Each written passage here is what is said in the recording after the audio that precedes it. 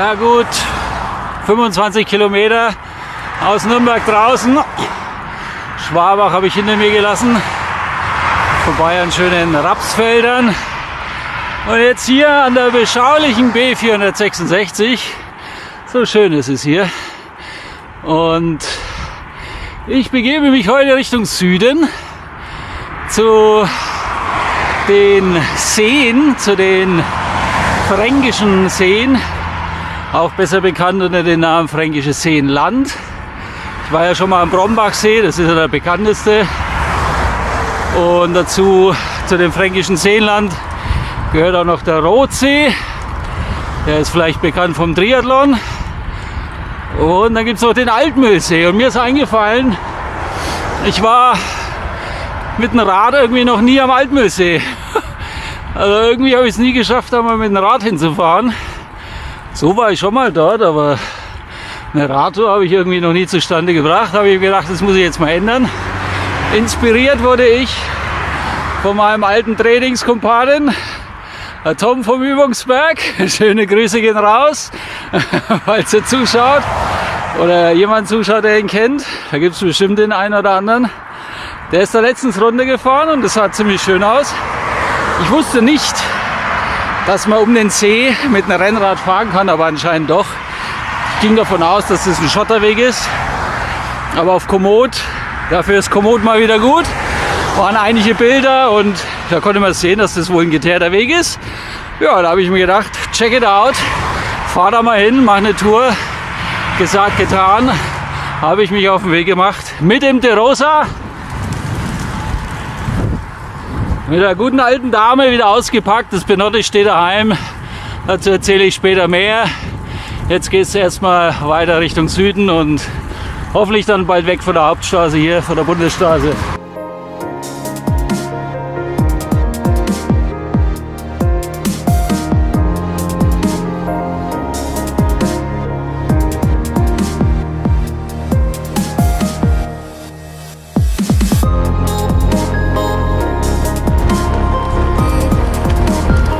Ja, das war wohl, vermute ich mal, ich weiß es nicht, die alte Bundesstraße. Weil erstens einmal geht sie parallel hier zur B466, welche sich hier hinter dem Wäldchen da befindet und da vorne dann wieder auftaucht. Man sieht es wahrscheinlich eh nicht in der Kamera, weil hier sind ja noch Fahrbahnmarkierungen. Und es ist jetzt zum Fahrradweg umfunktioniert worden. Sehr angenehm, allerdings viel zu kurz, weil ich sehe schon, ich stoße schon wieder auf die Bundesstraße.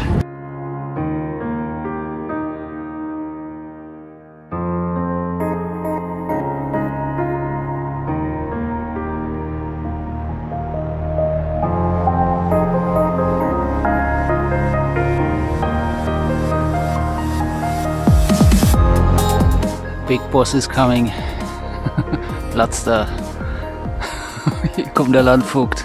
Mach schon Platz, ich bin der Landvogt.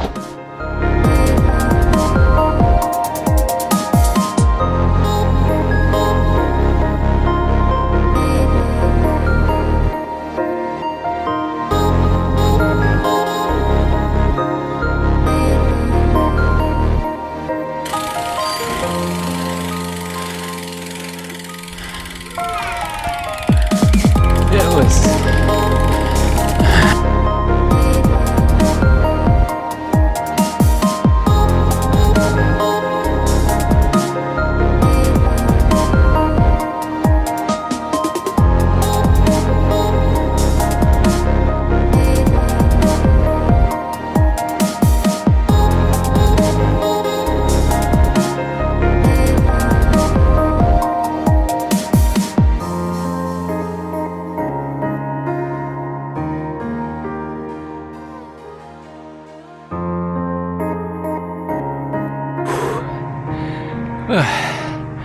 Ja, da kam ich jetzt gerade hoch, die Straße, die geht ja, unten im Tal los, dann kommt so ein Zwischenstück, was ein bisschen flach ist, fast schon ein bisschen bergab geht, so eine Art Mulde oder Kuhle, und dann geht's nochmal das letzte Stück hier hoch nach Kalbensteinberg, wo ich jetzt gerade bin, unweit vom Brombachsee.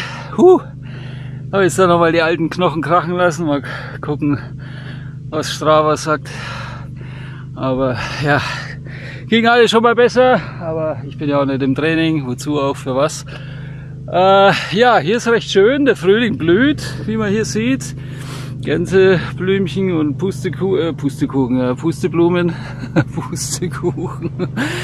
Und für mich geht es jetzt Richtung Gräfensteinberg und dann Richtung Altmühlsee, auf den ich schon sehr gespannt bin. Und ja, ich habe ja vorhin angesprochen, dass ich mit dem DeRosa hier unterwegs bin, mit dem guten alten Teil. Läuft mir noch der Schweiß hier in die Augen, es brennt.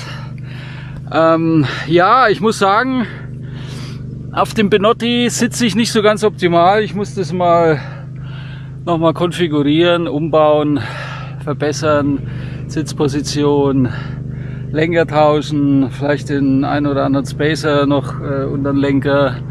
Es fühlt sich nicht so an, wie es sich anfühlen soll. Als ich mich wieder auf das DeRosa gesetzt habe, das war wie Weihnachten, da saß ich wie man so schon sagt, wie Arsch auf Eimer. Das Ding hat einfach gepasst von vorne bis hinten und das Trittgefühl war auch gleich ganz anders, also viel besser, viel effizienter, was beim Benotti irgendwie nicht so ist. Gut, da habe ich auch diese schwere Übersetzung, das muss auch geändert werden und ja, da muss man halt mal gucken, wenn ich das alles mal getauscht habe, ob es dann besser ist. Bis dahin fahre ich jetzt allerdings das DeRosa weiter, weil da fühle ich mich einfach wohl drauf. Außerdem war das Bike ziemlich beleidigt, dass ich es lange habe stehen lassen und nur für die Rolle benutzt habe. Da habe ich wieder was gut zu machen und deswegen habe ich es jetzt mal wieder aus dem Stall geholt. Lass es hier ein bisschen galoppieren durch die Fränkische und wir schauen jetzt mal, dass wir den Altmühlsee erreichen. Vielleicht gibt es da eine schöne Einkehrmöglichkeit.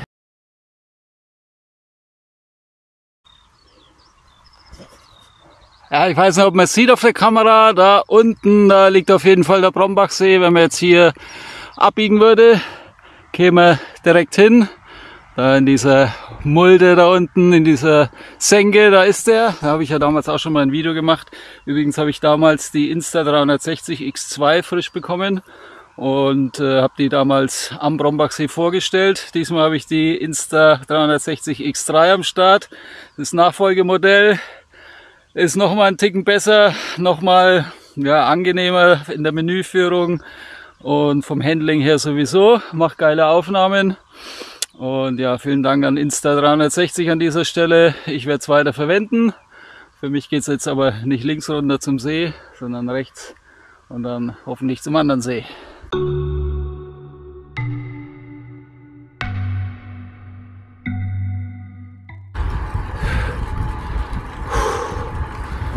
So, die letzten Meter, finally we made it zum Altmühlsee.